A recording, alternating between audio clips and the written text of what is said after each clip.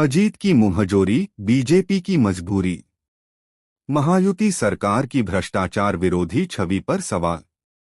महानगरपालिका चुनावों की पृष्ठभूमि में राज्य के उपमुख्यमंत्री अजीत पवार के तीखे बयानों ने राजनीतिक माहौल को गरमा दिया है। शुक्रवार को आयोजित एक संवाददाता सम्मेलन में अजीत पवार ने सत्तारूढ़ भाजपा पर भ्रष्टाचार के गंभीर आरोप लगाए, जिससे महायुति सरकार की एकजुटता और भ्रष्टाचार विरोधी छवि पर सवाल खड़े हो गए हैं। अजीत पवार ने कहा, मुझ पर 70,000 करोड़ रुपए के भ्रष्टाचार के आरोप लगाए गए थे, लेकिन जिन लोगों ने मुझ पर आरोप लगाए, आज मैं उन्हीं के साथ सरकार में बैठा हूं। उनके इस बयान को महायुति गठबंधन के भीतर बढ़ते तनाव के संकेत के रूप में देखा जा रहा है।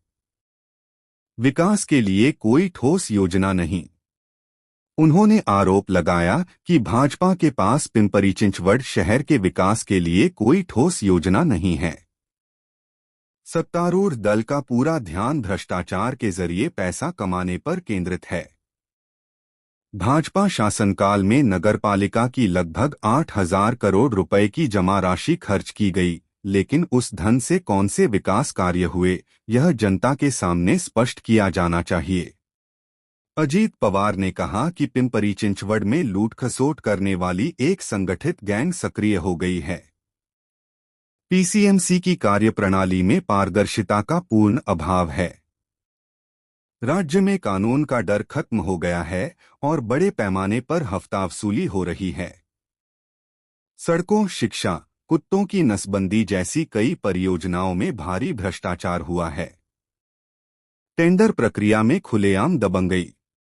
उन्होंने दावा किया, मेरे पास इन सभी आरोपों के सबूत हैं।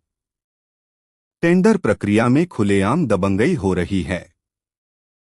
बिना प्रमाण के मैं किसी पर आरोप नहीं लगाता। उन्होंने उदाहरण देते हुए कहा कि 1.25 किलोमीटर सड़क निर्माण के लिए 81 करोड़ रुपए मंजूर किए गए, जो नगर निगम में फैले भ्रष्टाचार का स्पष्ट प्रमाण है। इसी भ्रष्टाचार के खिलाफ लड़ने के लिए हम चुनावी मैदान में उतरे हैं। उन्होंने यह भी कहा कि हमने कभी सत्ता का उन्माद नहीं पाला, लेकिन भाजपा को सत्ता की मस्ती, नशा और मदहोशी चढ़ गई है। सत्ताधारी गठबंधन में तनाव के संकेत। भ्रष्टाचार के आरोपों पर उपमुख्यमंत्री एकनाथ शिंदे की शिवसेना ने भी भाजपा पर परोक्ष रूप से तंज कसते हुए अजीत पवार का समर्थन किया है। शिवसेना नेता और मंत्री उदय सामंत ने कहा कि पुणे में शिवशक्ति बनाम धनशक्ति जैसा मुकाबला हो रहा है। हमारे सामने धनशक्ति है।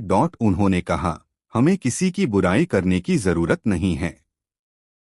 बुराई करने का काम अजीत पवार अच्छी तरह से कर रहे हैं। नेतृत्व की चेतावनी। राजस्व मंत्री चंद्रशेखर बावनकुले ने कहा कि अजीत पवार, एकनाथ शिंदे और देवेंद्र फडणवीस के बीच यह तय हुआ था कि चुनाव के दौरान मित्र दलों के खिलाफ विवादित बयान नहीं दिए जाएंगे। उन्होंने कहा, फिर भी अजीत पवार ने ऐसा क्यों कहा, मुझे नहीं पता। उन्हें ऐसा बयान नहीं देना चाहिए था। भाजपा प्रदेश अध्यक्ष रविंद्र चव्हाण ने चेतावनी देते हुए कहा, अजीत पवार को यह याद रखना चाहिए कि वह प्रधानमंत्री मोदी और देवेंद्र फडणवीस के नेतृत्व वाली पार्टी पर आरोप लगा रहे हैं।